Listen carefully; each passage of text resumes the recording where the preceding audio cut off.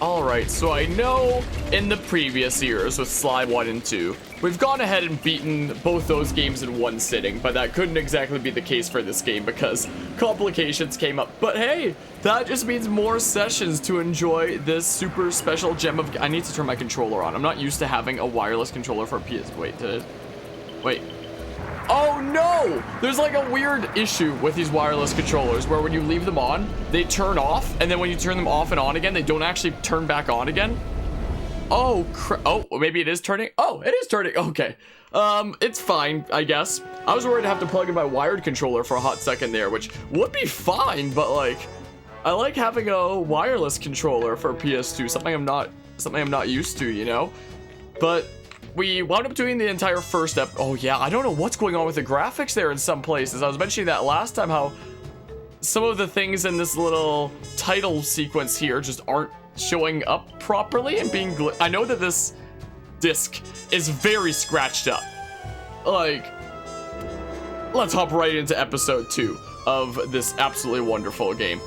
This one gets, I mean, they all get weird, but this one, I don't know how to describe it.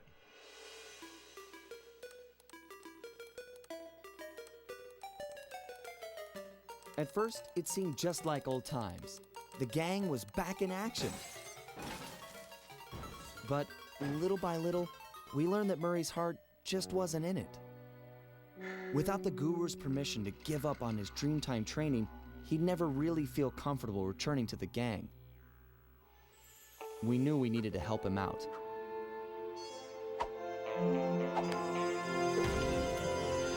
So, we packed up our things, whipped up some quick disguises, and headed for the Australian outback.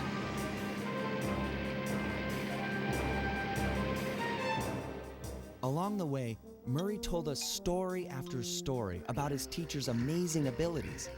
Apparently, this guru of his was capable of fantastic feats. He used the Dreamtime to blend perfectly into his surroundings, and even gain mental control over the weak-minded. If even half the stories were true, then this was a guy I just had to meet. Our gang needed to grow its ranks for a chance to get inside the Cooper Vault. And this guru, this Outback mystic, was looking like the best recruit we could have ever asked for. However, when we finally arrived in the Outback, it was a shock to find that things had changed. And the guru was nowhere to be seen.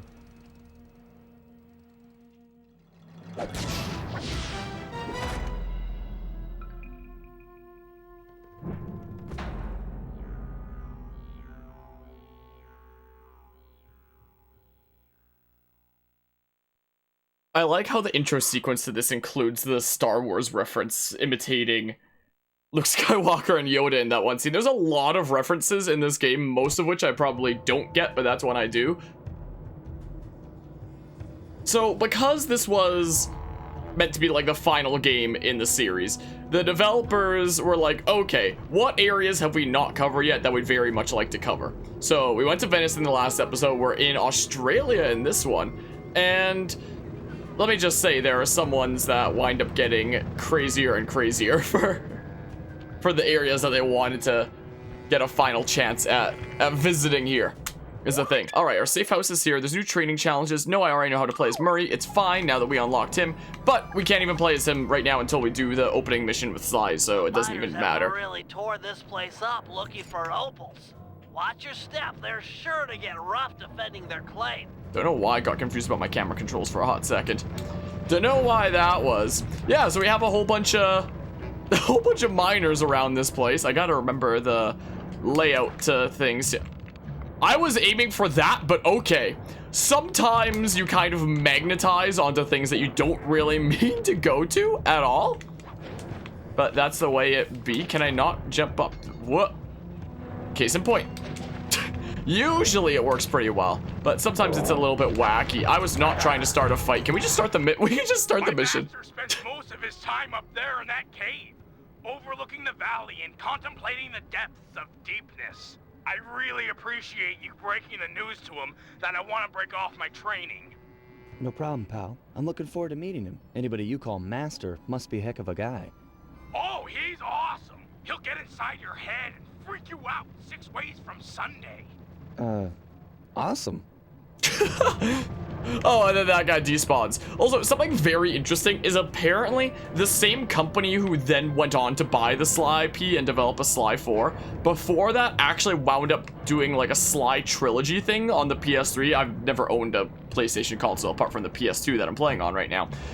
But apparently they did wind up going on to make like an HD kind of version of this, but they didn't actually change like the models or the textures or anything at all, really. It's kind of like a Mario 64 in 3D All-Stars kind of situation, where they just increase the number of pixels and such.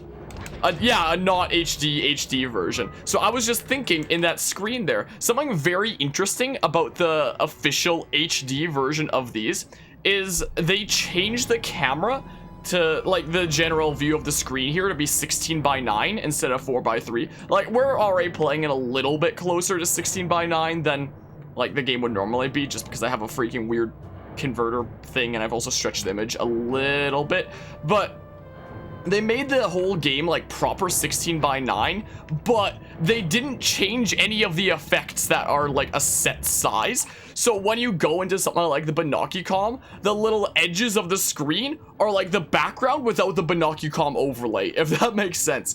Like, I don't know why I suddenly got reminded of this in that little opening cutscene when we were in the Binocucom here. So it's interesting, you have like this whole layout showing like, oh, you're looking through like your fancy binoculars, but then the edges of the screens are just like the normal background without any of the Binocucom overlay, which is kind of hilarious. And the ending effects of, I don't think it's in Sly 3, but at least in Sly 2, when you complete a mission and it has like the overlay kind of effect where it's like mission complete, it's a 4:3 square instead of a 16:9 thing. They didn't bother to edit like any of the effects. Maybe it's the case in Sly 3 as well. So you'd still see like the edges of the actual background behind you.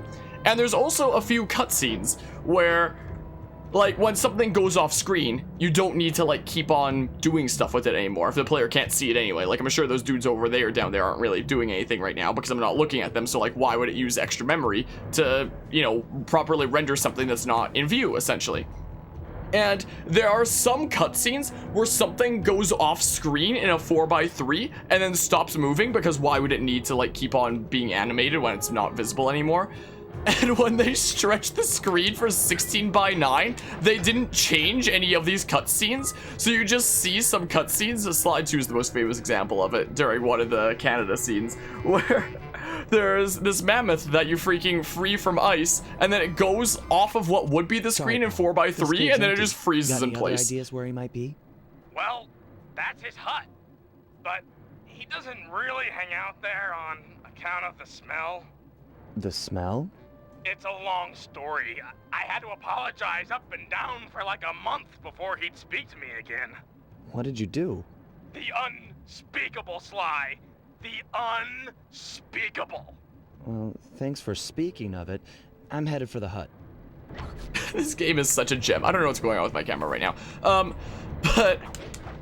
But yeah, so generally, I don't even own the freaking official HD trilogy thingamabob, because I don't own a PlayStation console apart from the PS2 here.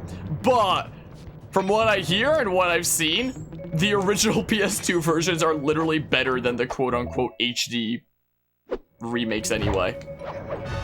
Like, it's not like the graphics really changed at all, it's just increased the number of pixels, which makes the characters look way more ugly than in something like this, quite frankly. So we're going over here. It's a little bit of a mess, so if anybody ever asks me why I'm doing my freaking series on, you know, the original games and not the quote-unquote official HD remakes that wasn't even made by the original developers, was made by the other company that later went on to buy the IP, those are the reasons why, because it's some kind of way, and I don't really ever want to play these other versions. Sorry, Murray. Nobody's home. And by the looks of it, I'd say the guru is fighting someone or something off here. I'm starting to think the miners might have got to him. You might be right. They'd come in and be all angry and yelling, and he'd be all peaceful and they'd just get ticked. Then he'd try to find a middle way, and they'd just go crazy and smash everything up, and then haul him off. Where do you think they might have taken him? They got him! My master's a goner! Maybe we should get Bentley on the line. It's tough to say, but given the layout of the miners' camp, I'd venture a guess that they use that area with a high fence as a makeshift stockade. Looks like there might be a way up using that cliff below. Shouldn't be a problem. Just keep an eye out for that gyrocopter. I'm positive it's what gave away the Guru's position. Good tip. Thanks, pal. So look out for the helicopter, essentially. Where is it, anyway? Oh, I see it flying over there. It's just like chilling stuff. Time for some more platform. Let's just break these bottles and such. Something also very interesting about Sly 3. Like, Sly 1 had its, like, one system of gameplay, and then 2 and 3 have their collective kind of thing. Like, this uses the same engine as Sly 2 and such. I mean, I'm pretty sure they all run on the same base engine. Maybe. I don't actually recall. But there's a much bigger difference between 1 and 2 and 3 than 2 and 3 each other. Like, they use the same, basically everything with like new levels, new enemies, yada yada, all that kind of stuff. And as such, they took like 2 years, I believe, to make Sly 2, but Sly 3 here was actually made in just like, well, I wouldn't say made in 1 year if it was already in progress before Sly 2, but there was literally just like a 1 year gap between the release of 2 and 3. So there's a lot of things that weren't included in this as opposed to the previous games, which those bottles over there just reminded me of, because one of the key completionist things of the previous couple of games were the clue bottles to collect to unlock additional powers. But there's nothing like that in this game, and that's been one of the biggest criticisms of this game by a lot of people, which is understandable, because I do understand that the clue bottles were kind of fun to collect and such, but well, so there's no real collectibles in this game, because it was a little rushed. You must be the Guru. I'm a good friend of Murray's. He's come asking to be released from his training. Sure, I'll just bust you out of here and we'll go talk to him.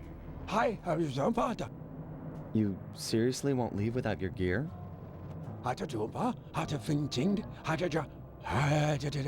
Yeah, I can see that the miners have really done a number on your land here. As for your walking staff and moonstone, me and my gang have a real talent for stealing back things that were wrongfully taken.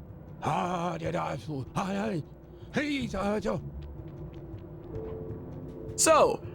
is creating a character like the Guru pretty racist? Probably, I'd say. Jeez, stuff I'd never noticed as a kid.